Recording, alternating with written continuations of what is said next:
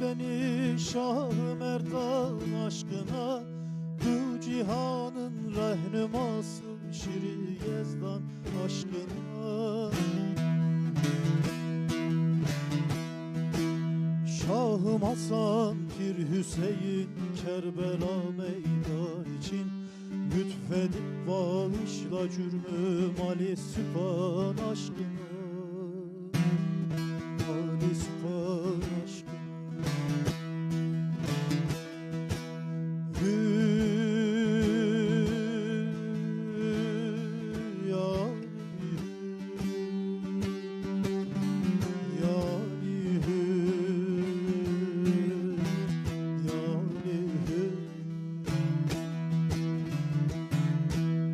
İmam Zeynel Abidin'in abını umduğunuza, arayıp kendi özünde bakır bulduğunuza.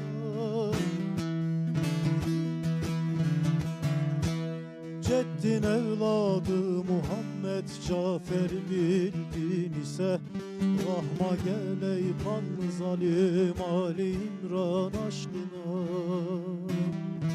Ali İmran aşkına.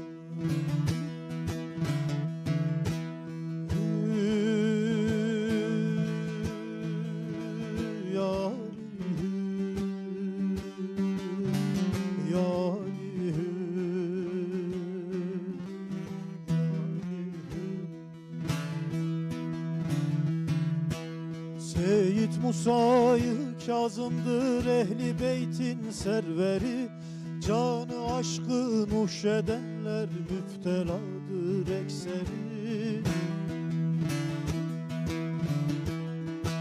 Şahıd şehidi Horasan İmam Rıza'dan beri, müptelayı merhamet kıldık bir an aşkına,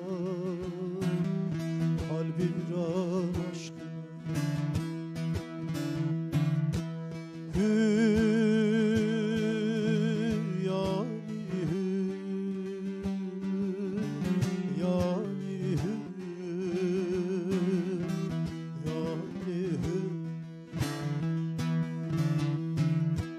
Şahtaki ve Banaki'nin bağlandım belrahına, sadıkane ver selavat ehli beyt ervahına.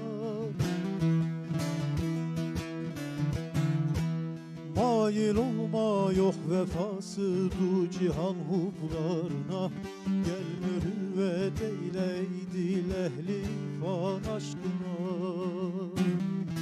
ehli irfan aşkına.